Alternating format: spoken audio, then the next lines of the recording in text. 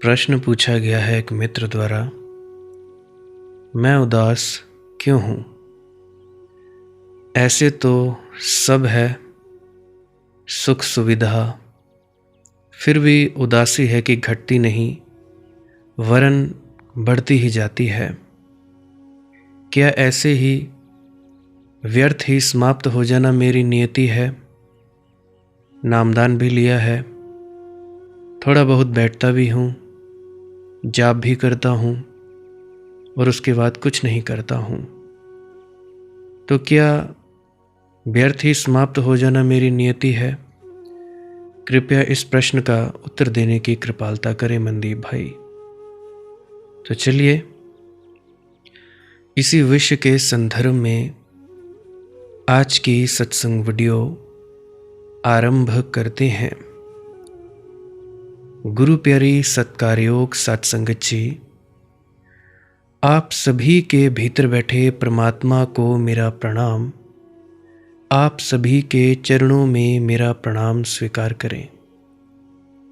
विनती चाहता हूँ कि जो भी व्यक्ति इस वीडियो को सुनने जा रहा है, जो चाहता है कि उनका मन काबू में आ जाए, ध्यान में तरक्की हो, गहरे से गहरे ध्यान में वे जाएं, घर के कलह क्लेश मिटें, वे व्यक्ति इस वीडियो को अंत तक सुनने की कृपालता ज़रूर करें जी। जो नहीं चाहते कि ऐसा हो वो बीच में भी छोड़ सकते हैं। जो चाहते हैं आगे बढ़ना ज़िंदगी में, ध्यान में, वे व्यक्ति इस वीडियो का एक भी अक्षर मिस ना करें। तो अभी मैं आगे बढ़ने जा रहा हूँ।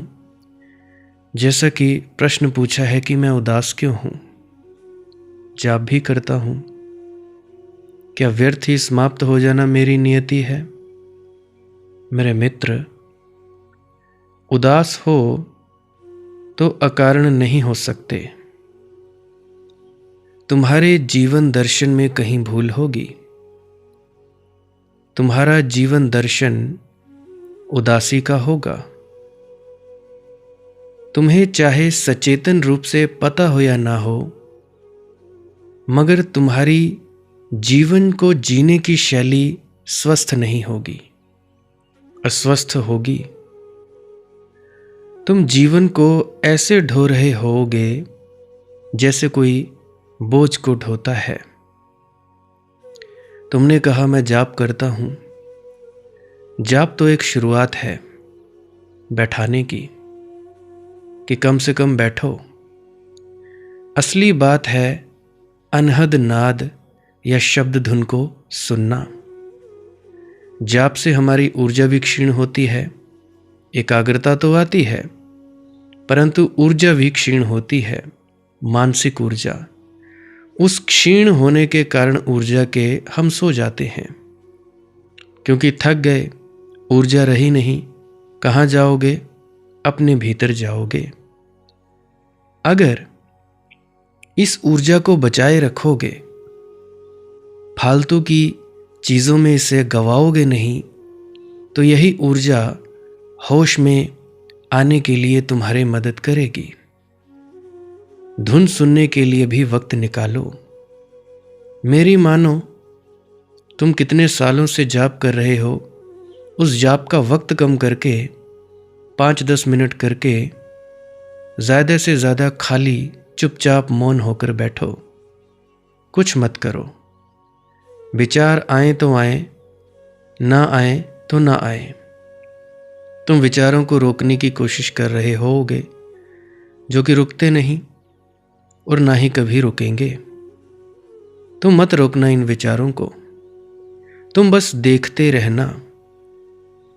रहना कि हो क्या रहा है। एक दर्शक की तरह, जैसे सिनेमा हॉल में हम फिल्म देखते हैं, ऐसे ही तुम देखते रहना इन विचारों को। और एक वक्त आएगा, ये विचार खो जाएंगे और रहोगे सिर्फ तुम्हारा होना।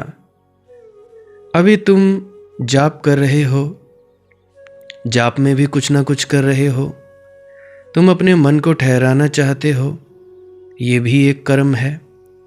अकर्म में आना है, अकर्ता भाव में आना है कि हम कुछ नहीं करते। यानी जब जब तुम कुछ करने की चेष्टा करोगे, कुछ कुछ करते रहोगे, तो ये सारी चेष्टाएं मन को चलाने में मदद करेंगी। चाहे कुछ भी करो, मेरी मानो, आंख बंद करो। तुम्हें जैसा कि आदत है जाप करने की 2-3 मिनट करो, उसके बाद छोड़ दो। विचार आए, आने दो, रुकने दो और जाने दो। बस देखते रहो कि ये विचार हैं। तुम अपने मन को खाली करने की भी चेष्टा मत करो। खाली करने की भी चेष्टा है, कर्म है, कर्ता भाव है। मत करो। मत कहो कि ये विचार नहीं आने चाहिए, मुझे अपने मन को खाली करना है। मत कहो कि मुझे कुछ हासिल करना है, मुझे शून्यता हासिल करनी है। ये भी मत कहो कि मुझे समाधि में जाना है। ये भी मत कहो कि मुझे ध्यान करना है। बस खाली दर्शक की भांति बैठो। जिस तरह से तुम टीवी पर क्रिकेट मैच देखते हो, खाली बैठे रहते हो, ऐसे ही इन विचारों को देखो। जैसे बादल आए और गए, तुम बस देखते रहे। बादल बरसे और बरसते चले गए, तुमने उसको भी देखा, तुम उसके भी गवाह बने रहे, और शीघ्र ही ये विचारों के बादल चले गए। अगर ऐसे ही बिना कुछ किए बैठे रहोगे, विचारों को ना रोकने की कोशिश करते रहे, कोशिश भी छोड़ दो। तुम लोग विचारों को रोकने की कोशिश करते हो। कई दफ़ा मुझे प्रश्न आ जाता है कि बेटा, बैठते तो हैं परंतु ये विचार रुकते नहीं। रोकने की कोशिश भी मत करो। मत कहो कि ये विचार रुकने चाहिए। ये भी मत कहो कि ये विचार नहीं रुकने चाहिए। नहीं रोकने और रोकने की चेष्टा में तुम संलग्न हो जाते हो, कर्ता भाव में आ जाते हो। हमें तो अकर्ता रहना है, हमें तो बस देखने वाले रहना है। अब उदाहरण के लिए टीवी पर क्रिकेट मैच लगा है, तुम देख रहे हो, सामने खिलाड़ी खेल रहे हैं।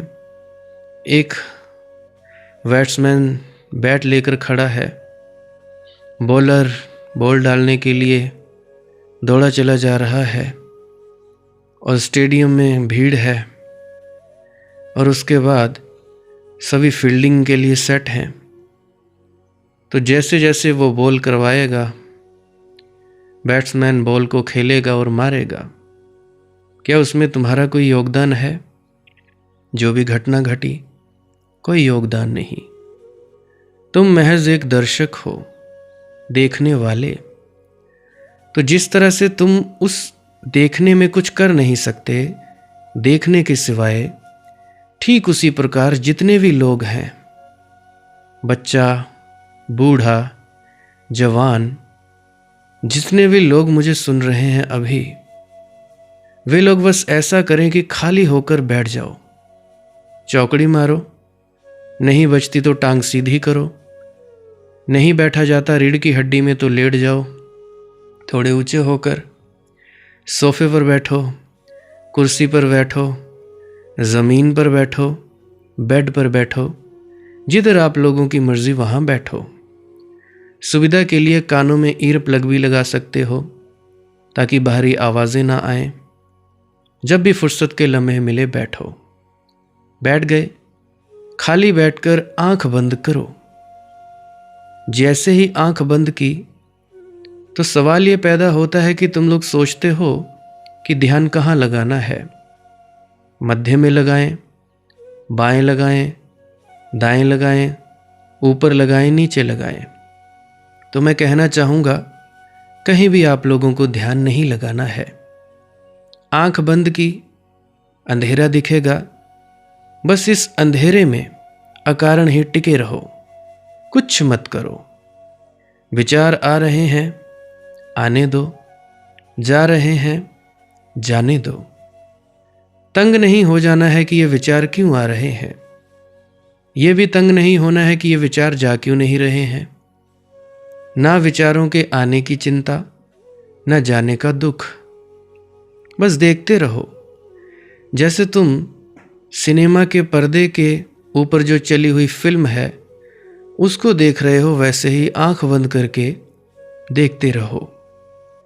ना कहीं पहुंचना है, ना कहीं जाना है, ना किसी रूहानी मंजिल पर जाना है, ना कहीं सचखंड में जाना है। बस कुछ नहीं करना है, इसी अवस्था में रहना है। आंख बंद करनी है, बस देखने वाले ही रहना है कि हम बस देख रहे हैं, कर कुछ नहीं रहे हैं। तो विचारों का सवाल था, विचारों से कोई लेना देना ही नहीं है। बस देखते रहो, देखते रहो, देखते रहो। जैसे जैसे तुम इसमें पारंगत होते जाओगे कुछ ना करने में, वैसे वैसे ये विचार भी गायब होते चले जाएंगे। तुम्हें पता चलेगा कि ठीक ठीक 30 या 35 मिनट के बाद आंखों के अंदर गहरा अंधेरा आ जाता है। बस इसी अंधेरे में टिके रहना है। तो क्या होगा, जिन लोगों के धुन प्रकट नहीं हुई है वो टी टी की साएं साएं की धुन सुनने लगेगी। अगर फिर भी ना सुने तो धैर्य रखें, धैर्य नहीं खोना है। जल्दबाजी ही देरी का कारण है। हम कुछ पाना चाहते हैं, हम कहीं पहुंचना चाहते हैं, हम समाधि लगाना चाहते हैं। तो जब ये चाहते हैं तो ये चाहत की वजह से ही वो घटित नहीं होता जो सच में होना चाहिए। मैं कहता हूं, चाहत छोड़ दो। कुछ चाहिए, बस छोड़ दो। बस बैठे हो, अकारण बैठे हो, पता नहीं क्यों बैठे हो, बस बैठे हो। कोई कहेगा कि हम परमात्मा को पाने के लिए ध्यान में बैठे हैं, ये विचार भी त्याग दो। मतलब कि जो भी जहन में आता है कि हम इसीलिए बैठे हैं, उन सब विचारों को नकार दो। हम बैठे हैं बस बैठने के लिए, कारण कोई नहीं, लक्ष्य कोई नहीं। कभी कभी होगा कि आप लोग गहरी नींद में चले जाओगे, कोई बात नहीं, उसकी चिंता नहीं लेनी है। क्योंकि जब विचार एकदम से शून्य हो जाते हैं, होश ना होने के कारण नींद में गिर जाते हैं। परंतु ये नींद भी शुभ है, इसको योग निद्रा कहा जाता है। तो ये योग निद्रा आपको शक्ति प्रदान करेगी। धीरे धीरे कभी जागोगे, कभी सोओगे। जागोगे होश के कारण, कभी सो जाओगे। कभी कभी तुम्हें गहरा अंधेरा दिखेगा, तो इस अंधेरे में ही बिना कुछ किए टिके रहना है। कुछ नहीं करना, बस जो कुछ भी कर रहे हो उसको करना छोड़ देना है। माथे पर से तनाव ढीला छोड़ देना है। शरीर में अकड़न है, अकड़न को ढीला छोड़ देना है। मतलब जो भी तुम सोचते हो कि यह करें, उस करने धरने को छोड़ देना है।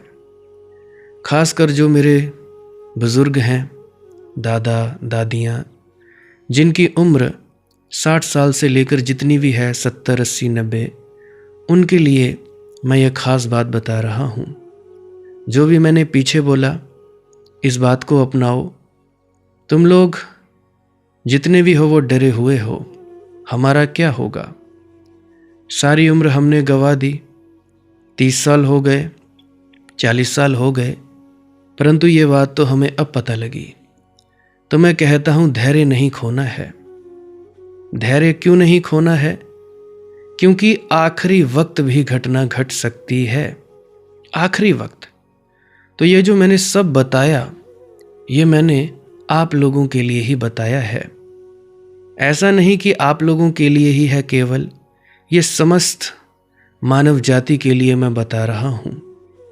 कोई एक ही व्यक्ति इसका दावेदार नहीं। पूरी दुनिया, जितने भी जीव हैं, मनुष्य हैं, उन सभी को मैं ये बात बता रहा हूँ कि इस तरह से ध्यान के लिए बैठा जाता है। करना धरना कुछ नहीं है। जो ज़्यादा बुजुर्ग हैं, 60, 70, 80, 90, 100 साल के, वे खाली लेटे रहें, या रीढ़ की हड्डी सीधी रख सकते हैं तो सीधी रखें, नहीं रख सकते तो ना रखें, उसकी चिंता नहीं लेनी। लेट सकते हैं, थोड़ा सा अपना गर्दन ऊंची रख सकते हैं, नीचे सिरहाने का सहारा ले सकते हैं, वो भी ठीक है। सोफे पर बैठना चाहो सोफे पर बैठ सकते हैं। मतलब कि अपने शरीर को ढीला छोड़ने के लिए, ताकि शरीर में ज़्यादा दर्द ना हो, शरीर को ज़्यादा असुविधा ना हो, इसके लिए शरीर को ऐसी अवस्था में बिठाना है जिससे कि आपको ये सोचना ना पड़े कि ये शरीर मुझे बचाना है। ठीक, लेट जाओ, बैठ जाओ, टेढ़े लेट जाओ, कुर्सी, सोफ़ा, बेड, जिधर आपकी इच्छा है वहाँ पे बैठो। उसके बाद जैसा मैंने अभी पीछे बताया, आंख बंद कर लो, कुछ मत करो, कोई जाप नहीं, कोई तप नहीं करना, कुछ नहीं करना। आंख बंद करके इसी अंधेरे में टिके रहो। विचार आए तो आए, जाएं तो जाएं। बिल्कुल भी चिंता नहीं लेनी है कि ये विचार क्यों आ रहे हैं, बिल्कुल भी चिंता नहीं लेनी है पहुंचने की, बिल्कुल भी चिंता लेनी है कि मेरी उम्र हो गई है, कोई चिंता नहीं लेनी है। बस खाली बैठे ही रहना है, खाली बैठना है। और एक और मैं अब आप लोगों को प्रो टिप बता देता हूँ, वो थोड़ी आसान भी है। देखिए, मेरी वीडियोस आप लोग सुनते हो, मेरी वीडियोस सुनने से, मेरे सत्संग वीडियो प्रवचन सुनने से आप लोगों के अंदर शांति का प्रवाह होता है। आपने क्या करना है, अगर आप लोगों का ध्यान नहीं लगता है, ध्यान नहीं लगने से मतलब होश नहीं सधता है, आप लोग मेरी वीडियो को डाउनलोड कर लीजिए। डाउनलोड जब आपने कर ली, चाहे कोई सी भी आपको वैसी वीडियो पसंद हो, वो डाउनलोड कर ली। डाउनलोड कर ली तो रात को सोते समय लगाकर छोड़ देना है। जैसे ही नींद में जाने लगे तो उसको लगाकर छोड़ देना है। सुनते जाओ, सुनते जाओ। 1 घंटा आप लोग अपने गहन में उतर जाओगे, अतल गहराइयों में उतर जाओगे। 1 घंटा भी आपने सुना। सभी से यही विनती है, रात को वीडियो लगाई या डाउनलोड कर सकते हो। किसी ने YouTube प्रीमियम लिया है तो वो उसके ज़रिए आप कर सकते हो। साइड में लगाई वीडियो और आप आंख बंद करके बैठे रहे, मुझे सुनते रहे, एक के बाद एक, एक के बाद एक। बुज़ुर्गों के लिए ख़ास बोल रहा हूँ कि सारा दिन कम से कम 10-15 सत्संग सुनते रहो, सुनते रहो, सुनते रहो। क्योंकि ये जो वाणी है, जिस तल से आ रही है, ये अनहद नाद लपेट कर आ रही है, उस आनंद और मस्ती को लपेट कर आ रही है। ये आनंद, ये मस्ती, ये आपके भीतर चलती जाएगी, जाती जाएगी, जाती जाएगी और आप लोगों को आमूल-चूल परिवर्तित कर देगी। बुजुर्ग हैं, विचार बहुत आते हैं जी, हमें तंग करते हैं। सत्संग लगाया और बैठ गए, बैठ गए, सुनते रहे, सुनते रहे, सुनते रहे। मेरी आवाज़ की तरफ तवज्जो होगी, ख्याल खाली हो जाएंगे, या तो नींद में चले जाओगे या समाधि में चले जाओगे। होता होता कुछ नहीं, बस अपने ही भीतर चले जाओगे। दिल की धड़कनें बढ़े, डरने की आवश्यकता नहीं है। सबसे ख़ास बात, चाय छोड़ दो, चाय छोड़ दो। पिएं क्या, पत्ती मत डालो, पत्ती की जगह कुछ भी डालते रहो। जो चाय में सामग्री डलती है वो सब डालो, पत्ती मत डालो। अगर पत्ती वाली चाय पियोगे तो पेट में गैस होगी और दिल की धड़कनें इतनी बढ़ जाएंगी जिससे आपको दिक्कत हो सकती है। कभी कभी तो बढ़ जाती हैं, उसकी चिंता नहीं। चाय पीते हो तो चाय पीना छोड़ दो। मैं अच्छा और बुरा नहीं कह रहा, चाय को स्वास्थ्य के लिए हानिकारक भी है। जो पीते हैं वो पीते रहें, आपकी मौज है, परंतु कोशिश करो कि इस चाय पत्ती को छोड़ दो, पत्ती के बिना चाय पियो। तो आप लोगों को जो दिल की धड़कनें बढ़ती हैं ये ना बढ़े, तो इसके लिए आप लोग इस उपाय को अपना सकते हैं। तो मैं कह रहा था कि आप लोग जितने भी बुजुर्ग हो, मेरी वीडियो को सारा दिन चलाओ। करना तो आपने कुछ नहीं है, करना क्या, कुछ आपसे होगा भी नहीं कुछ। कहीं नहीं आना, कहीं नहीं जाना। या तो मेरी वीडियो को डाउनलोड कर लो या मेरी वीडियो को लगा लो, साइड में रख के लेट जाओ, सुनते जाओ, सुनते जाओ, सुनते जाओ। आप लोगों के लिए बस यही मार्ग है। और जो जवान हैं, बैठ सकते हैं ध्यान के लिए, वे तो बैठें जैसे मैंने अभी बताया। बस इस अंधेरे में ही टिके रहना है, देखते रहना है। और जिन लोगों की भी अनहद नाद, यानी ये जिसको तुम टिनिटस कहते हो, सन्नाटे जैसी आवाज़, इस आवाज़ को सुनता है कौन? तुम लोग। आंख बंद की, अंधेरे में देखते रहे और अंधेरे में टिके रहने के लिए सहारा लेना है इस अनाहत नाद का, इस शब्द धुन का। जैसे जैसे ये अनहद नाद या शब्द धुन सुनती जाएगी, सुनती जाएगी, सुनती जाएगी, आप लोगों ने क्या करना है? कुछ नहीं करना है। आप लोग अपने भीतर चलते जाएंगे, चलते जाएंगे, गहराई में चलते ही जाओगे, चलते ही जाओगे। करना धरना कुछ नहीं है। अनहद नाद आपको सहारा देगी। यही जो अनहद नाद है, ये आपकी गुरु है, असली गुरु। गुरु नानक साहब की वाणी है, शब्द गुरु सुरत धुन चेला। शब्द यानी ये अनाहत नाद, यानी यह शब्द धुन, ये गुरु है। सुरत यानी होश, ये इसकी शिष्य है। यानी होश को इस धुन के साथ जोड़ दो। धुन के साथ जोड़ने से मतलब इसको सुनते रहो, सुनते रहो, सुनते रहो और खो जाओ। अब जैसे जैसे तुम मुझे सुन रहे हो, मेरी वाणी सुन रहे हो, तो मेरी वाणी सुनने से तुम खो जा रहे हो। बस ये वाणी ही बची रह रही है और तुम लोग खो जा रहे हो, ये भूल जा रहे हो कि मैं कौन हूँ। इस तरह से ये जो आवाज़ जब अंदर सुनाई देगी, दाएं बाएं कान से कोई फिक्र नहीं लेनी है कि हाय हाय दाएं कान से सुने या बाएं से सुने, ना। टिके रहना है बस आंख बंद करके इस अंधेरे में। धुन चलती चलती रहे, ना चले सो ना चले। चल रही है तो शुभ है, नहीं चले रही है तो आने वाले वक्त में ज़रूर चल पड़ेगी, ऐसा मैं आशा करता हूँ। तो ये करके कुछ नहीं करना है, बस यहाँ तक आपका कर्म है कि आंख बंद की बैठे और इस धुन को सुनते रहे। अगला कर्म परमात्मा का है, वो जो आगे करेगा सो करेगा।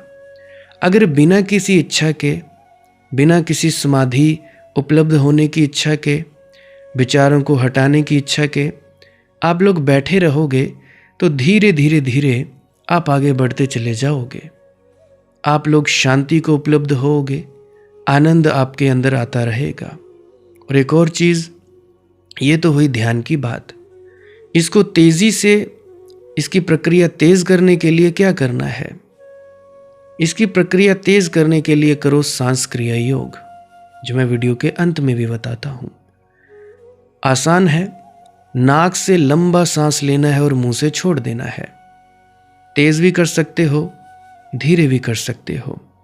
तेज़ नहीं कर सकते तो गहरा लंबा सांस लिया और धीरे धीरे छोड़ दिया। इससे होगा क्या? ज़्यादा से ज़्यादा ऑक्सीजन की मात्रा आपके भीतर जाएगी, प्राण शक्ति जाएगी और वो प्राण शक्ति आपकी होश को बढ़ाती चली जाएगी। आपके अंदर आनंद आएगा, मस्ती आएगी, खुमारी आएगी और ये खुमारी आपको बीमारियों से लड़ने में भी ताकत देगी। आप ऊपर बढ़ते चले जाओगे, बढ़ते चले जाओगे। बाकी जो बच्चे हैं जो कहते हैं हमारा पढ़ाई में मन नहीं लगता, हम आगे बढ़ें तो बढ़े कैसे, उनके लिए मेरी खास हिदायत है। सबसे पहले इंस्टाग्राम, फेसबुक, इसको डिलीट कर दो।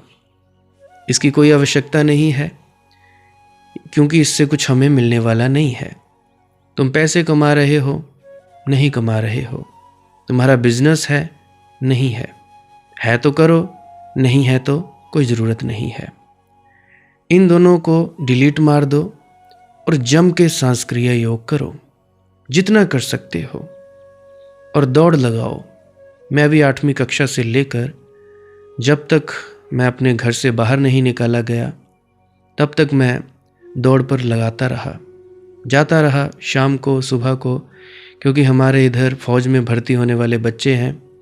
हिमाचल में हमारे जो गांव है मेरा, डिस्ट्रिक्ट ऊना में, चौकी मनियार, मैं उनके साथ जाया करता था, कभी सुबह कभी शाम, कई बार तो 2-2 वक्त भी दौड़ लगाया करता था। तो उससे आपका शरीर ताकतवर हो जाएगा, सुदृढ़ हो जाएगा, आपका दिमाग फ्रेश रहेगा। दौड़ लगाओ, एक्सरसाइज करो। जितने भी बच्चे हैं 8वीं कक्षा से लेकर ऊपर तक जितने भी पढ़ाई कर रहे हैं, दौड़ ज़रूर लगाओ और जितना हो सके सांस क्रिया योग करो। और सबसे ज़रूरी बात, इंस्टाग्राम डिलीट कर दो, फेसबुक डिलीट कर दो, क्योंकि इससे तुम्हारा वक्त बर्बाद होगा और कुछ भी नहीं होगा। तुम ना तो कंपटीशन लड़ पाओगे, ना ही तुम आगे बढ़ पाओगे। तो ये मेरी हिदायत खास याद रखना। अगर ऐसे करते चले जाओगे, तुम्हारा स्वार्थ भी संभरेगा, परमार्थ भी संभरेगा। नहीं करना चाहते हो तो वो तुम्हारी मौज है, मैं किसी को ज़बरदस्ती नहीं करता। करना ना करना आप लोगों की मौज, आप लोगों की इच्छा। मेरा कर्म है उपदेश करना, मानना ना मानना आप लोगों की मौज है। मान लोगे तो उसमें आपका फ़ायदा, नहीं मानोगे तो आपका नुकसान। मुझे इससे कुछ मिलने वाला नहीं है। ज़िंदगी आप लोगों की तब्दील होगी, आनंद आप लोगों की ज़िंदगी में आएगा, खुमारी आप लोगों की ज़िंदगी में आएगी, मेरी ज़िंदगी में तो है ही, क्योंकि मुझे और कुछ इससे ज़्यादा परम पद नहीं मिल सकता है। जो हूँ सो हूँ, तुम चाहे कुछ कहो चाहे ना कहो। और मैं किसी को ज़बरदस्ती भी नहीं करता कि ये करो ही, करना करो, नहीं करना मत करो। हम कुत्ते की तरह आते हैं, कुत्ते की तरह भौंक के चले जाते हैं, तो ये सो हमारा हाल है। तो मैं बात कर रहा था कि ध्यान के लिए ऐसे बैठना है। तो भाई इसीलिए जीवन तुम्हारा बोझिल है। तुम जीवन को ऐसे ढो रहे होगे जैसे कोई बोझ को ढोता है। मुझे कहानी याद आती है, मैंने सुना है एक सन्यासी हिमालय की यात्रा पर गया था। भरी दोपहर, पहाड़ की ऊंची चढ़ाई, सीधी चढ़ाई, पसीना पसीना, थका मांदा हांफता हुआ अपने छोटे से बिस्तर को कंधे पर ढोता हुआ चढ़ रहा है। उसके सामने ही एक छोटी सी लड़की, पहाड़ी लड़की, अपने भाई को कंधे पर बिठाए हुए चढ़ रही है। वह भी लथपथ है पसीने से, वह भी हाँफ रही है। सन्यासी सिर्फ सहानुभूति में उससे बोला, बेटी तेरे ऊपर बड़ा बोझ होगा। उस लड़की ने, उस पहाड़ी लड़की ने, उस भोली लड़की ने आंख उठाकर सन्यासी की तरफ देखा और कहा, स्वामी जी, बोझ तो आप लिए हुए हैं, ये तो मेरा छोटा भाई है। बोझ में और छोटे भाई में कुछ फर्क होता है? तराजू पर तो नहीं होगा। तराजू को क्या पता कि कौन छोटा भाई है और कौन बिस्तर है।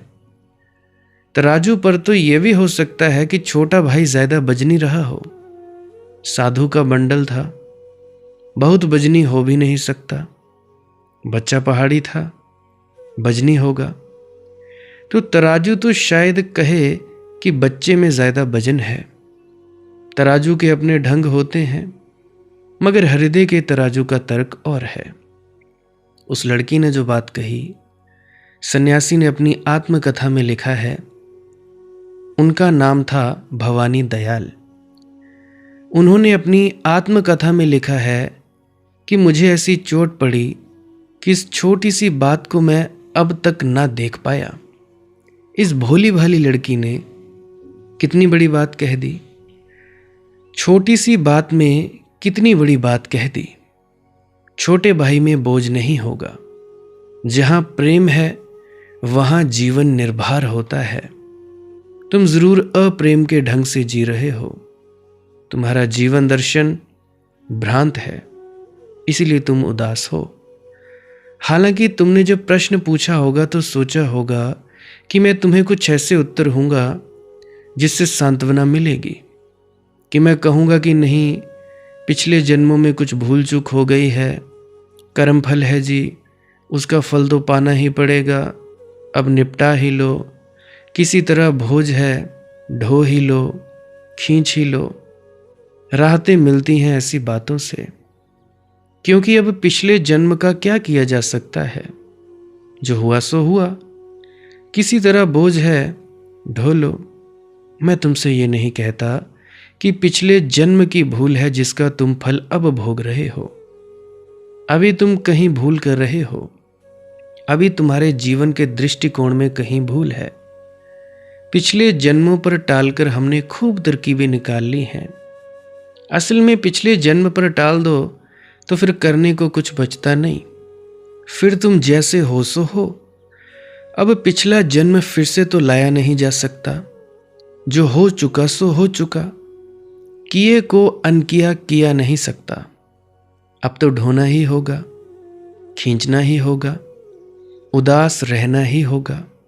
नहीं, उदास रहने की कोई भी जरूरत नहीं है, कोई अनिवार्यता नहीं है। मैं तुमसे ये बात कह दूं कि परमात्मा के जगत में उधारी नहीं चलती। पिछले जन्म में कुछ गलती की होगी, पिछले जन्म में भोग ली होगी। परमात्मा कल के लिए हिसाब नहीं रखता। वह ऐसा नहीं कि आज नगद कल उधार। नगद ही नगद है, आज भी नगद और कल भी नगद। आग में हाथ डालोगे, अभी जलेगा कि अगले जन्म में जलेगा? सोचो। पानी पियोगे, प्यास अभी बुझेगी कि अगले जन्म में बुझेगी या 2 साल बाद? इतनी देर नहीं लगती प्यास के बुझने में और ना ही हाथ के जलने में। मेरे देखे जब भी तुम शुभ करते हो, तत्क्षण तुम पर आनंद की वर्षा हो जाती है। तत्क्षण, देर अवेर नहीं होती। तुमने कहावत तो सुनी है कि उसके जगत में देर है, अंधेर नहीं। मैं तुमसे कहता हूं कि देर हुई तो अंधेर हो जाएगा। ना देर है ना अंधेर है, सब नगद मामला है। तुम जरा फिर से पुनर्विचार करो तो अपनी जीवन शैली को थोड़ा जांचो। अब जो आदमी ये मान रहा है कि घर गृहस्थी में रहकर कैसे खुश हो सकता है, कहो, मुझसे कहो कैसे प्रसन्न होगा? जो आदमी मानता है कि यह पाप है, कब इससे छुटकारा होगा? ये पत्नी, ये बच्चे, यह घर, यह संसार, कब आएगी वह सौभाग्य की घड़ी की चला जाऊंगा हिमालय की किसी गुफा में और बैठूंगा सब छोड़ छाड़ कर संसार का माया मोह? जो आदमी ऐसा मान रहा है, और ऐसे ही आदमी मान रहे हैं, इस देश में तो हर आदमी ऐसा मान रहा है। जो अभी अभी घोड़े पर सवार होकर दूल्हा बनकर जा रहा है, शहनाई बज रही है, वह भी ऐसा मान रहा है कि पाप में पड़ रहा हूं। शहनाई अभी भी फीकी हो गई, फूल अभी कुम्भला गए। दुल्हन को लेकर आया है गाड़ी में, दुल्हन अभी मर गई। लाश आ रही है, घर तक लाश आ रही है। तुम्हारे चित्त में, तुम्हारे चित्त के मूल स्रोत ही जैसे विषाक्त कर दिए गए हैं। तुम्हें इतनी गलत बातें सिखाई गई हैं। मेरे पास लड़के आते हैं, पूछते हैं कि शादी करें या ना करें। आप क्या कहते हैं? माँ बाप पीछे पड़े हैं, पाप में उलझाना चाहते हैं। उन्हें पता नहीं कि मैं ज़रा और ढंग का आदमी हूँ। वे और साधु सन्यासियों के पास जाकर ऐसी बातें कहते हैं तो वे बड़े प्रसन्न होते हैं कि तू बेटा, तू बड़ा सात्विक, तू बड़ा धार्मिक, माँ बाप की बातों में मत पड़ना, ये तो मोह माया में उलझने की बातें हैं, तेरे भीतर बड़ा बोध जगह है। जब मुझसे कोई ऐसा कहता है कि मुझे पाप में उलझा रहे हैं, तो मैं थोड़ा सोचता हूं कि ये युवक अगर विवाह करेगा तो मुश्किल में पड़ेगा, अगर नहीं विवाह करेगा तो मुश्किल में पड़ेगा। इसकी जिंदगी में उदासी नियति हो जाएगी। नहीं विवाह करेगा तो इसकी प्रकृति बदला लेगी। इसके जीवन की सहज आकांक्षाएं अतृप्त रह जाएंगी तो चित्त खिन्न रहेगा, दबाएगा वासनाओं को। वे उभर उभर कर आएंगी तो जीवन एक अंतः संघर्ष हो जाएगा। अभी हाल ही में शायद 2-3 महीने पहले किसी का मुझे फ़ोन आया कहने लगे कि मेरी कोई बहन है 40 साल की हो गई है, तो अब वो शादी करवाना चाहती है, अब उसे वासना तंग करती है। यही हाल होगा और क्या होगा, एक आत्मिक कलह हो जाएगी। ये 24 घंटे अपने से लड़ेगा व्यक्ति, और जो अपने से लड़ रहा है वह प्रसन्न नहीं हो सकता। उसकी ऊर्जा तो लड़ाई में ही क्षीण हो जाती है, उसकी ऊर्जा फूल बनने को बचती ही नहीं। उसके भीतर कभी सहस्त्रार नहीं खिलता, नहीं खिल सकता। और अगर ये विवाह कर लेगा तो अभी से ही यह कह रहा है कि पाप, तो यह बोझ ढोएगा, यह पत्नी, यह बच्चे, यह घर द्वार और उदास रहेगा। हमारे जीवन को देखने की पद्धति में कहीं बुनियादी भूल है, हमारा गणित गलत है। तुम कहते हो भाई मैं उदास क्यों हूं? तुम उदास हो क्योंकि तुम्हारा फलसफा, तुम्हारा दर्शन शास्त्र तुम्हें उदास कर रहा है। तुमने जिन धर्मों को पकड़ लिया है वे तुम्हें उदास कर रहे हैं। तुम छुटकारा पाओ इन सारी दृष्टियों से। तुम जीवन को जरा ज्यादा सरलता से जीने की शुरुआत करो। सिद्धांतों और शास्त्रों की आड़ मत लो जीवन को जीने में। जीवन को जियो सरलता से, सहजता से, थोड़े नैसर्गिक, थोड़े प्राकृतिक, और तुम्हारे जीवन में भी उत्फुल्लता आएगी। अगर गुलाब को यह ख्याल आ जाए कि खिलना पाप है, तो फिर फूल खिलेगा तो भी उदास होगा।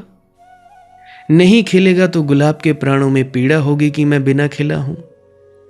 फूल टूटना चाहेगा, कली खोलना चाहेगी, और वृक्ष उसे दबाएगा और खुलने ना देगा तो आत्मघाती हो जाएगा।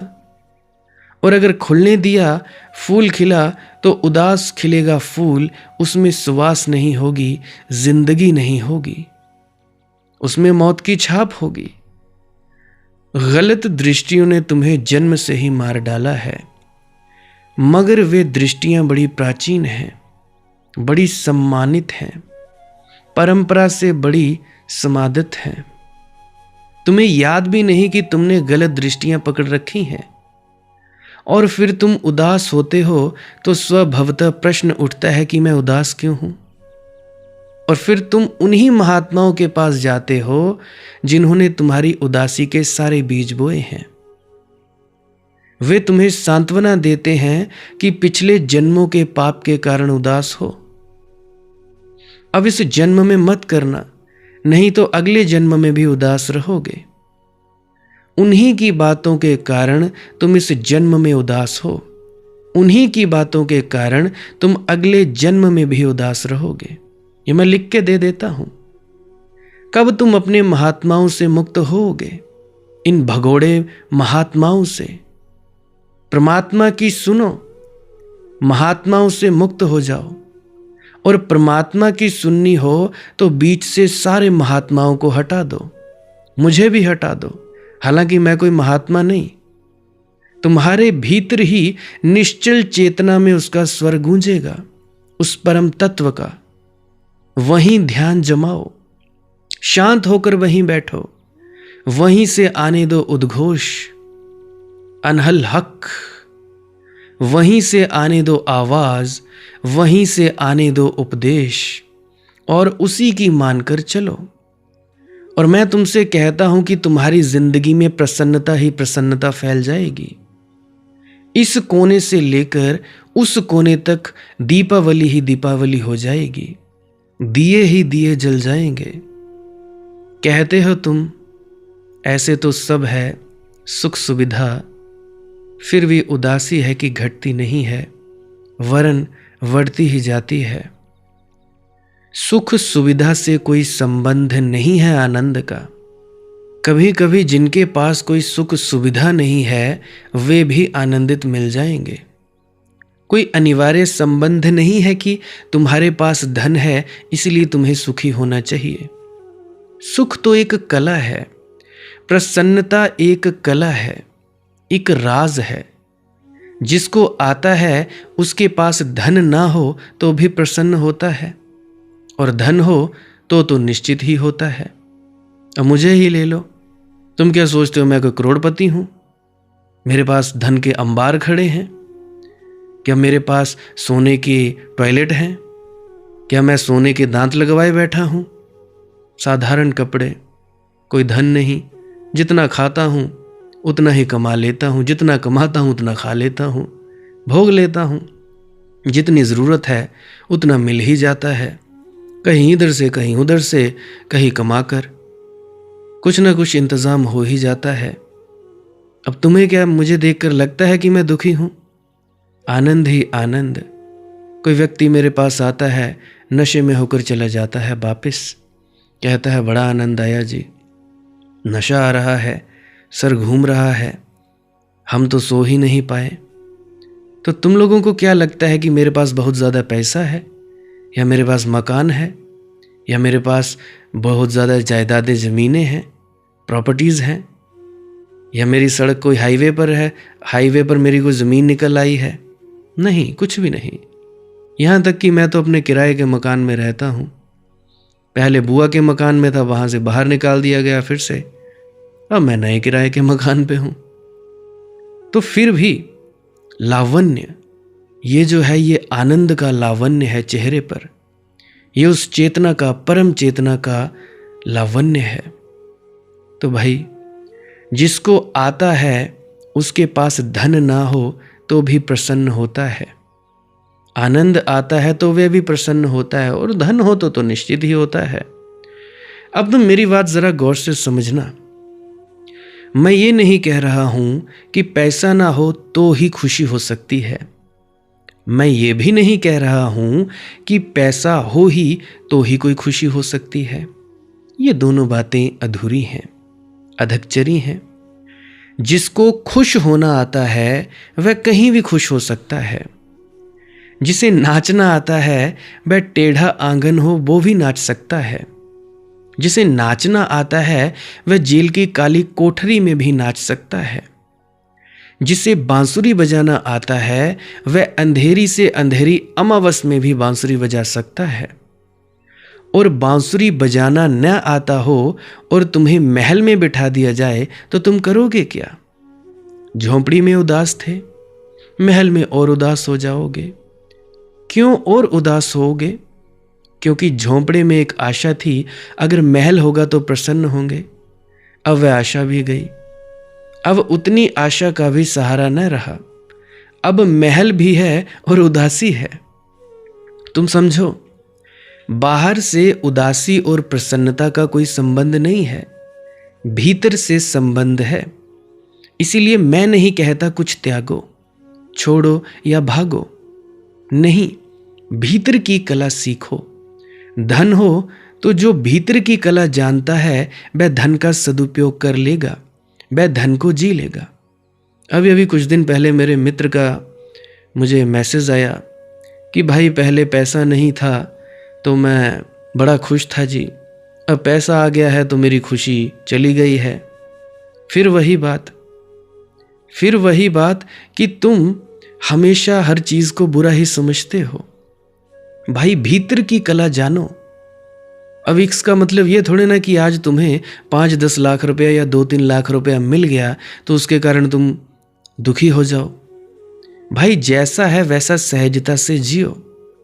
सहज समाधि भली रे संतो, सहज समाधि भली। ये थोड़े ना कि अब तुम जानबूझ के अपने आप को गरीब कर दो। मालिक ने दया मेहर कर दी, तुम्हें पैसा दे दिया तो तुम जानबूझकर अपने आप को गरीब करो कि नहीं? वो चाहता है कि तुम्हें यह पैसा मिले, तुम आगे बढ़ो, तुम अच्छा खाओ, अच्छा पियो, किसी की मदद करो। वो चाहता है।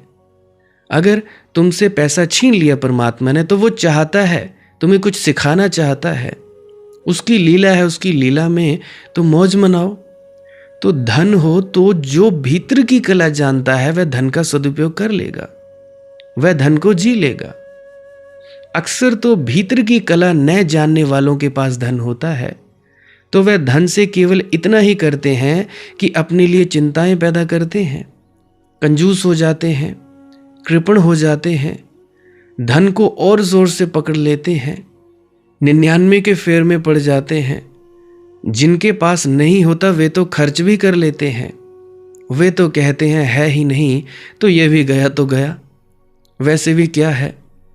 इसीलिए गरीब आदमी तो थोड़ा हिम्मत से खर्च भी कर लेता है, अमीर आदमी खर्च भी नहीं करता। वह कहता है कि इतना और बच जाए तो थोड़ा और हो जाएगा, इतना और बच जाए तो थोड़ा और हो जाएगा। तो जैसे जैसे आदमी अमीर होता जाता है वैसे वैसे कंजूस होता जाता है। तकरीबन मैंने ऐसे ही लोग देखे हैं। और इस देश में ऐसे कंजूसों को हम कहते हैं कितने सीधे सादे हैं। कंजूस हैं, सीधे सादे जरा भी नहीं हैं, बहुत इर्छे तिरछे हैं, बहुत चालबाज हैं, मगर हम उनको कहते हैं कैसे सीधे सादे हैं। देखो इनका जीवन कैसा साधु का जीवन है। जब साधु का ही जीवन जीना था तो कृपा करो ये धन किसी और को दे दो भैया, उसको जी लेने दो, तुम साधु बनो। धन पर तो बैठे हैं फन मारकर और साधु का जीवन जी रहे हैं। इस तरह की मूर्खता को समादर दिया जा रहा है। ये निपट मूर्खता है। धन हो तो धन को जी लो, जब नहीं होगा तो निर्धनता को जी लेना। अभी तो पैसा है तो पैसे का गीत गाओ, जब नहीं पैसा हो तो निर्धनता का गीत गा लेना। अभी जल्दी क्या पड़ी है। मगर लोग धन भी नहीं भोग सकते, क्योंकि भोग ही नहीं सकते, भोग की ही निंदा है। तुम कहते हो मेरे भाई सब सुख सुविधा है, होती मगर तुम्हें कुछ नहीं है। तुम तो सुख सुविधा में भी देख रहे होगे कि ये सब भोग है। कहाँ पड़ा हूँ जी, कहाँ उलझा हूँ, कैसा मजा नहीं होगा फकीरों को। अक्सर ऐसा हो जाता है कि शहरों में जो लोग रहते हैं वे सोचते हैं देहात में रहने वाले लोग बड़े मज़े में हैं। अब हमारे यहाँ हमारे कुछ रिश्तेदार हैं, दिल्ली में रहते हैं, कोई जालंधर में रहते हैं, तो वे अक्सर कहा करते थे कि गांव में तो बड़ी मौज है। और जब मैं यहाँ पे गांव में तो वो कहते हैं ये शहरी हैं, ये शहरी बड़े मौज में हैं। ये मैंने आप बीती बात कही है। देहात में रहने वाले दूसरी बात सोचते हैं शहर में रहने वाले लोग बड़े मौज में हैं। असल में तुम जहाँ नहीं हो लगता है मज़ा वहाँ है। गांव के लोग सब मुंबई जाना चाहते हैं, कोई नहीं रुकना चाहता। नहीं तो आखिर बम्बई में लोग बढ़ते कहाँ से जा रहे हैं। सारे गांव बम्बई आना चाहते हैं। अगर ना रह पाएं तो कम से कम दर्शन करने बम्बई आना चाहते हैं। और बम्बई के लोग देहात की सुनकर उनकी छाती खिल जाती है। आहा, देहात में कैसा सुख, कैसी सुविधा, प्राकृतिक सौंदर्य, ताजी हवाएं। ये कहाँ बम्बई की गंदी हवा, ये कहाँ दिल्ली की गंदी हवा। शहर में रहने वाला आदमी गांव की तारीफ करता है। गांव जाता वाता नहीं, कौन तुम्हें रोक रहा है। जाओ भोगो गांव की कीचड़ और मच्छर और जो भी तुम्हें भोगना हो, और गांव की गंदगी और बदबू। जाओ, गांव जाता करता नहीं, शहर बैठकर विचार करता है व्यक्ति। महल में बैठा आदमी सोचता है आहा, जिनके पास कुछ नहीं है घोड़े बेचकर सोते हैं। क्या मस्ती की नींद, फकीरों की नींद। एक हम हैं कि रात भर चिंता ही चिंता, और वह जो फकीर है वह देख रहा है कि महल में मज़ा आ रहा होगा, राग रंग चल रहा होगा। बड़ी उल्टी दुनिया है। मैंने सुना है एक बार बनारस में एक महात्मा की मृत्यु हुई और उसी दिन एक वैश्य की भी मृत्यु हुई। दोनों आमने सामने रहते थे। अक्सर महात्मा और वैश्य आमने सामने रहते हैं। आज के ज़माने में भी देख लो, नहीं तो ये महात्मा जो बने फिरते हैं ढोंगी पाखंडी जेलों में क्यों होते। खैर उसकी बात छोड़ो, तो मैं बात को आगे बढ़ाता हूँ। दोनों का बड़ा पुराना लेन देन है।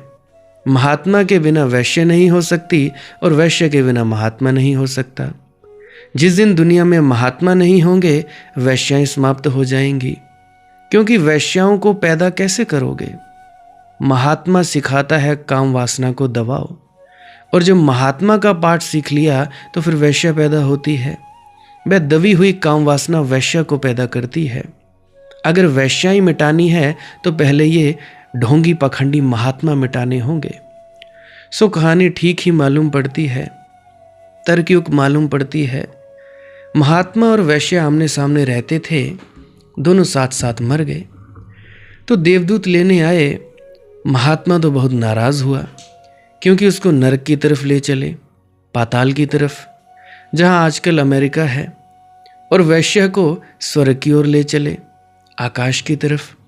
महात्मा ने कहा, रुको, ये जायती हो रही है। मैं महात्मा हूं, लगता है कुछ भूल चूक हो गई जी।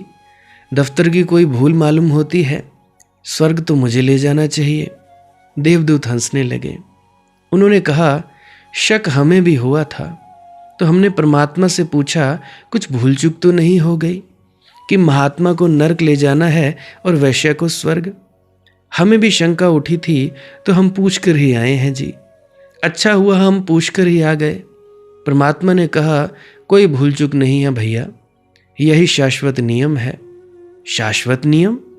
हम नए नए देवदूत हैं, सिक्खड़ हैं। सच पूछो तो ये हमारा पहला ही काम है, तो हमें तो कुछ पता ही नहीं शाश्वत नियमों का, तो हम और भी चौंके। हमने पूछा, आपका मतलब क्या परमात्मा? तो उन्होंने कहा, बात यह है कि महात्मा जिंदगी भर यह सोचता रहा कि मजा वैश्या के घर हो रहा है, और वैश्या जीवन भर सोचती रही, रोती रही कि मजा है, आनंद है तो महात्मा के झोंपड़े में है। महात्मा करता था पूजा, बजाता था घंटी, मेरे सामने सताता था मुझको घंटी बजा बजा कर। अब किसी के भी सामने घंटी बजाओगे तो तुम समझ सकते हो, और रोज रोज, और पानी चढ़ा रहे हो, चाहे ठंड हो चाहे गर्मी हो। तो घंटी तो मेरे सामने बजाता था, लेकिन इसका दिल लगा रहता था यहाँ वैश्या की तरफ। खिड़की में खड़े होकर ऐसे तो राम राम राम राम राम राम करता था, माला जपता था, मगर देखता रहता था खिड़की से वैश्या को। रात को उठ उठ कर आता था, उठता था राम राम कहते हुए, बुलाता था मुझे और मुझको भी जगा देता था। मगर वैश्या के घर नाच चल रहा है, गीत चल रहा है, बज रहे हैं ढोल तमाशे, मस्त होकर लोग वाह वाह कर रहे हैं। दिल में इसके बड़ी खटक होती थी कि मैं भी कहाँ उलझ गया हूँ, ये कौन सी महात्मा गिरी में फंस गया। मजा तो वहाँ है, इधर तो उदासी ही उदासी है। और वैश्या को जब भी समय मिलता था तो वह रोती थी। जब महात्मा मंदिर की घंटी बजाता था और पूजा उठती, धूप जलती और सुगंध वैश्या तक पहुंचती, तो वह रोती थी कि एक मैं ही अभागिन, यूं ही जिंदगी बीत जाएगी, परमात्मा को कब पुकारूंगी। उसने कभी पुकारा नहीं, मगर उसके आंसू मुझ तक पहुंच गए, और यह मुझे रोज पुकारता रहा, लेकिन इसकी पुकार में पुकार थी ही नहीं, क्योंकि प्राणों का आह्वान नहीं था। इसे नरक ले जाओ, वैश्या को स्वर्ग ले जाओ, ऐसा कुछ आदमी का चित्त है, जो जहां नहीं है वहां होना चाहता है। तुम कहते हो सुख सुविधा में हो, मगर तुम हो नहीं वहां सुख सुविधा में। तुम सोचते हो यही होगे कि फकीर मजे में है, सन्यासी मजे में है, महात्मा मजे में है, इसलिए तुम भीतर ईर्ष्या से जल रहे हो, और ईर्ष्या उदासी लाएगी। जहां हो वहीं मजे में हुआ जा सकता है, जैसे हो वहीं कला है जीवन को जीने की। तुम जीवन की कला से चूक रहे हो, और तुम कहते हो यह बढ़ती जा रही है उदासी, घटती नहीं। वह तो बढ़ेगी, उम्र जैसे जैसे बढ़ेगी वैसे वैसे हताश होने लगोगे कि इतने दिन और गए, अब दिन थोड़े बचे, ये तो सांझ आने लगी, ये तो सूरज डूबने को होने लगा, ये मौत दरवाजे पर दस्तक देने लगी, हाथ पैर लड़खड़ाने लगे, बुढ़ापा आने लगा, अब तक कुछ पाया नहीं, तो और घबराहट बढ़ जाएगी और उदासी बढ़ जाएगी। लेकिन ये मत सोचो कि क्या ऐसे ही व्यर्थ ही समाप्त हो जाना मेरी नियति है। नहीं, किसी की भी नियति व्यर्थ समाप्त हो जाना नहीं है। नियति तो है सच्चिदानंद हो जाना, नियति तो है परमानंद हो जाना। लेकिन उस नियति को पूरा करने के लिए भी कुछ करो। बीज को डालो जमीन में, अंकुरित होगा। पत्थर भी रख दोगे तो क्या करेगा बीज, कैसे अंकुरित हो। और जमीन में भी डाल दोगे और कभी पानी ना डालोगे तो भी क्या करे बीज, कैसे अंकुरित हो। और पानी भी डाल दोगे और धूप ना मिलने दोगे, छाता लगाकर रख दोगे बीज पर, तो क्या करे बीज। संयोजन जुटाओ। सच्चिदानंद के घटने का संयोजन जुटाओ। बीज को गिरने दो भूमि में, जल से सींचो, धूप आने दो। फिर कुछ करना नहीं है तुम्हें, और कुछ खींच खींच कर पत्ते निकालने हैं, अपने से निकलेंगे। फिर तुम्हें कलियों को पकड़ पकड़ कर खोलना नहीं पड़ेगा। तुम्हें कुछ नहीं करना है, तुम्हें सिर्फ व्यवधान हटा देने हैं। तो कुछ सूत्र की बातें तुमसे कह दूं। एक, यह जीवन परमात्मा की भेंट है। तुम सौभाग्यशाली हो कि जीवित हो। इसको आधारशिला बनाओ। यह किन्हीं पापों का दंड नहीं है, यह परमात्मा की तरफ से सौगात है। अगर होगा तो पुण्यों का फल होगा। इतना प्यारा जीवन, इतना अद्भुत जीवन, इतना रहस्यमय लोक, और पापों का दंड। हटा दो उस पत्थर को और तुम्हारे बीज भूमि में पड़ जाएंगे। फिर तुम जहां हो वहीं आनंद से जीने की चेष्टा करो। जहां तुम नहीं हो वहां के विचार छोड़ो, क्योंकि वे विचार केवल समय को खराब करवाते हैं। और ऐसा एक भी आदमी नहीं है, ऐसी एक भी स्थिति नहीं है जहां कुछ आनंद संभव न हो। जो तुम्हारे लिए संभव हो वहीं जितना संभव हो उतना आनंद से जियो। जीसस का एक अद्भुत वचन है कि जिनके पास है उन्हें और दिया जाएगा, और जिनके पास नहीं है उनसे वह भी ले लिया जाएगा जो उनके पास है। अगर तुम आनंद चाहते हो तो थोड़े आनंदित हो जाओ, तो तुम्हें आनंद दिया जाएगा। तुमने ये बात तो सुनी है ना कि पैसे को पैसे खींचता है। ये सच है। ध्यान भी ध्यान को खींचता है, ये भी उतना ही सच है। आनंद भी आनंद को खींचता है, यह भी उतना सच है। जो आदमी थोड़ा सा भी आनंदित हो जाता है वह और ज्यादा आनंदित हो जाता है। तुम थोड़े तो आनंदित हो ही सकते हो, कितने ही उदास हो। जरा जीवन का पहलू बदलो, जरा जीवन को आशा से देखो, निराशा से नहीं। मैंने सुना है एक आशावादी एक बार गिर पड़ा मकान से। न्यूयॉर्क का मकान 70वीं मंजिल से गिर पड़ा, चला नीचे की तरफ। आशावादी था, कभी किसी ने उसके मुंह से दुख की कोई बात नहीं सुनी थी। हर चीज में कुछ ना कुछ अच्छा खोज लेता था। शुभ्र पहलू को देखना उसका अभ्यास था। उसको जीवन में सदा ही आनंदित लोगों ने पाया था। आज लोग खिड़की से झांक झांक कर पूछने लगे क्या हाल है, क्योंकि अब तो पक्का था कि आज तो वह कहेगा कि मारे गए। लेकिन पता है उसने क्या कहा? उसने कहा अब तक तो आनंद ही आनंद था, अब तक गिर रहा है जमीन की तरफ। ऐसे ही हम सभी गिर रहे हैं जमीन की तरफ। आखिर मौत नीचे प्रतीक्षा कर रही है, लेकिन अब तक तो उसने कहा आनंद ही आनंद है। जीवन की आशा की दृष्टि से देखो, निराशा की आदतें छोड़ो। हर अंधेरी रात में चमकते हुए तारे हैं, और हर काले बादल में चमकती हुई बिजली का गोटा जड़ा हुआ है। कांटे मत गिनो गुलाब की झाड़ी में, फूल गिनो। और फूल गिनना सीख जाओ तो धीरे धीरे तुम पाओगे कि कांटे भी फूल हो गए। जिनके पास है उन्हें और दिया जाएगा, और जिनके पास नहीं है उनसे वह भी छीन लिया जाएगा जो उनके पास है।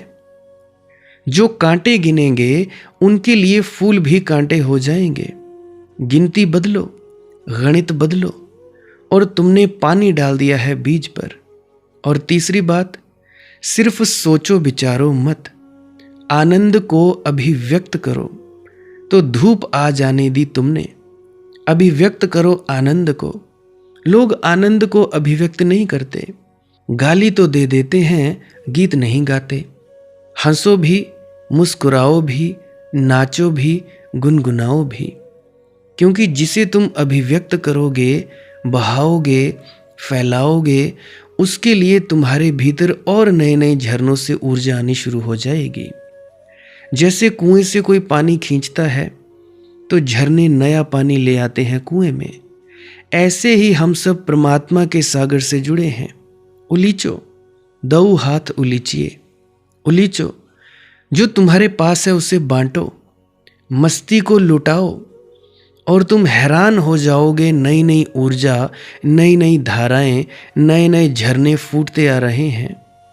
और एक बार ये रहस्य पता चल जाए, ये राज हाथ में आ जाए कि लुटाने से बढ़ता है, बांटने से बढ़ता है, अभिव्यक्त करने से मिलता है और मिलता है, तो बस ये 3 सूत्र पूरे हो जाएं कि उदासी गई, रात गई, सुबह हुई। नियति नहीं है उदास होना, दुर्भाग्य है, दुर्घटना है। तथा कथित गलत जीवन दृष्टियों, गलत जीवन शास्त्रों का परिणाम है। गले में तुम्हारे फांसी लगी है, मगर चूंकि फांसी महात्मा लगाए हुए हैं, ये झूठे महात्मा, तुम फांसी नहीं तोड़ सकते, क्योंकि तुम्हें लगता है कि महात्मा फांसी नहीं लगा सकता। अगर ये तुम्हारे गले में फांसी नहीं लगा रहे तो ये जेलों में क्यों सड़ रहे हैं? फूल माला पहनाई होगी। जरा गौर से देखो, तुम्हारे धर्म ने तुम्हें जीवन नहीं दिया है, जीवन छीन लिया है। एक नए धर्म की तलाश जरूरी है।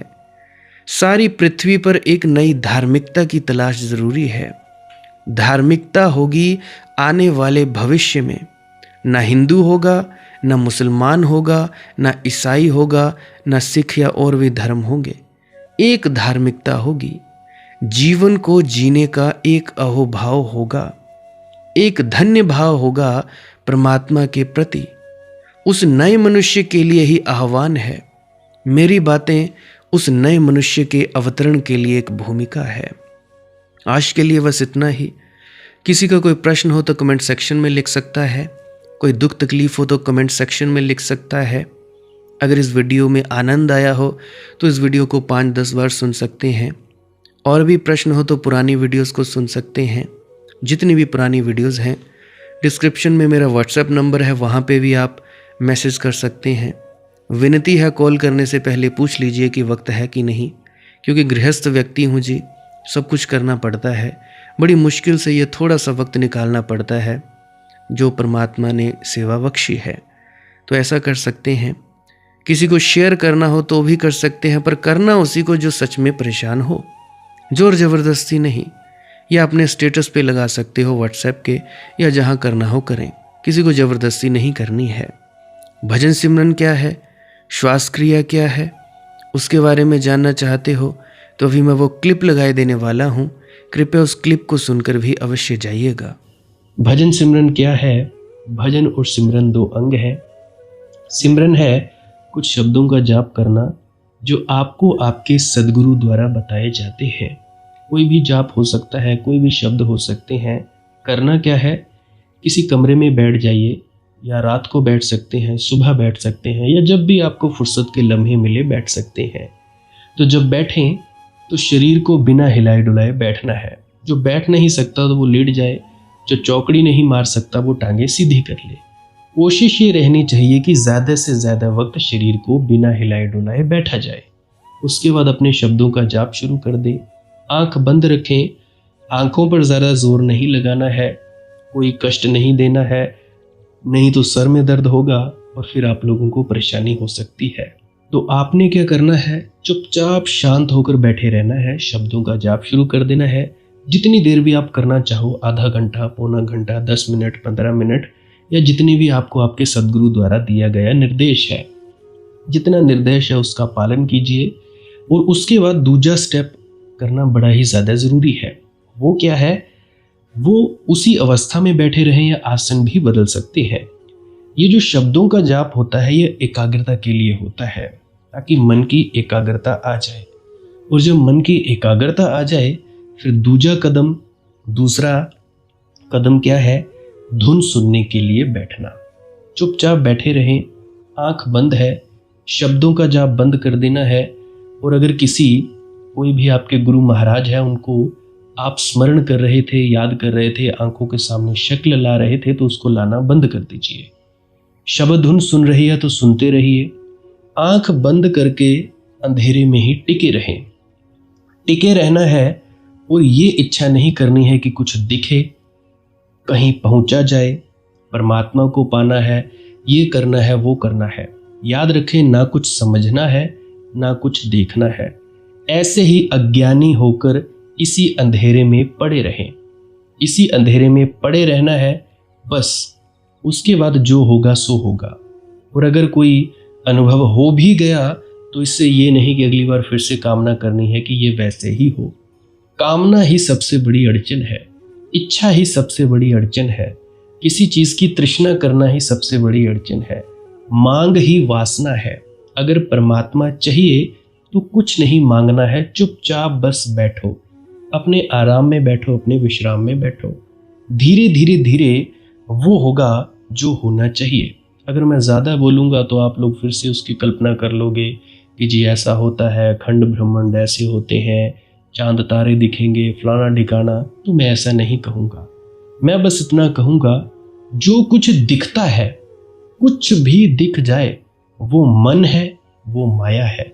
जो नहीं दिखता वही आत्मा है, वही आत्मा में होना है। अब जैसा कि तुम लोग इसी अंधेरे में टिके रहोगे, टिके रहोगे, टिके रहोगे, तो कुछ दिनों के बाद या महीनों के बाद एक प्रकाश आएगा। वो प्रकाश पूरे शरीर में फैलता जाएगा और धीरे धीरे तुम इस प्रकाश के सहारे अपने आप में स्थित होगे। अब देखो, इस प्रकाश को देखने वाले भी तुम हो और इस शब्द धुन को सुनने वाले भी तुम हो। अब जो ये शब्द धुन को सुनता है और प्रकाश को देखता है, ये तुम हो। तो अपने आप में स्थित होना है, अपने आप को जानना ही सच्चा आत्मज्ञान है। खुद को जानना, खुद को जान लिया, मालिक को फिर जान जाओगे। तो इतनी सी प्रक्रिया है। और आगे आप श्वास क्रिया भी कर सकते हो। ये मुझे बताई गई थी विजय शर्मा जी द्वारा। वो एक उच्च कोटि के संत हैं, तो उन्होंने मुझे बताई। अब मेरा फर्ज बनता है कि आप सभी को बताऊं। वैसे तो मैं रोज़ रोज़ बताता हूं, फिर भी आज फिर से बता रहा हूं। श्वास क्रिया क्या है? नाक से सांस लेना है, मुंह से छोड़ना है। लंबा सांस लेना है नाक से और मुंह से छोड़ देना है।